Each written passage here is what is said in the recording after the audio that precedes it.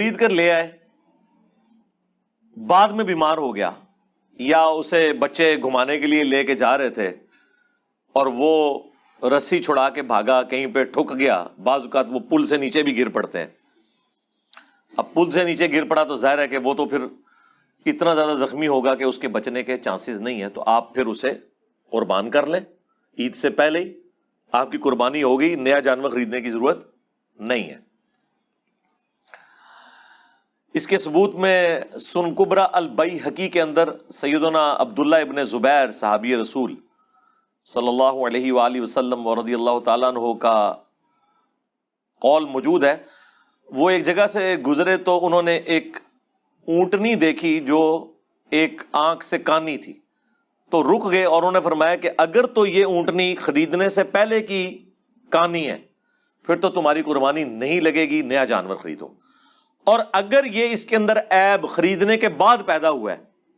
تو پھر تمہاری قربانی درست ہے۔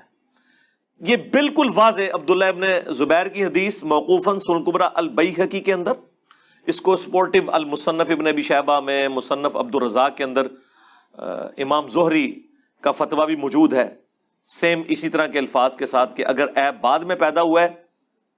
تو پھر قربانی درست ہے، اگر وہ پہلے کا تھا تو پھر قربانی درست نہیں ہے۔ بہرحال یہ عبداللہ ابن زبیر نے ایک کلیئر کٹ بات بتا دی۔ بس اس میں اب جتنے عیب ہیں، اگر جانور خریدنے کے بعد سینگ ٹوٹا، یا وہ بیمار ہو گیا، یا وہ لنگڑا ہو گیا، یا اسے کوئی زخم آ گیا، تو ان تمام جانوروں کی قربانی درست ہوگی۔ اور اس میں بھی اگر زیادہ سویر کنڈیشن آ جائے تو آپ قربانی سے پہلے بھی اسے قربان کر سکتے ہیں، اور اس کا مصرف بھی گوشت کا وہی ہوگا جس طرح عام قربانی کا ہے۔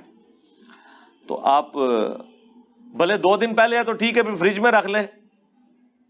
اور قربانی والے دن بانٹ دیں، کیونکہ اگر پہلے بانٹا لوگ کہیں گے پتہ نہیں بیمار جانور کا گوشت ہی دے گئے ہیں، یہ بھی خطرہ لگا رہتا ہے نا۔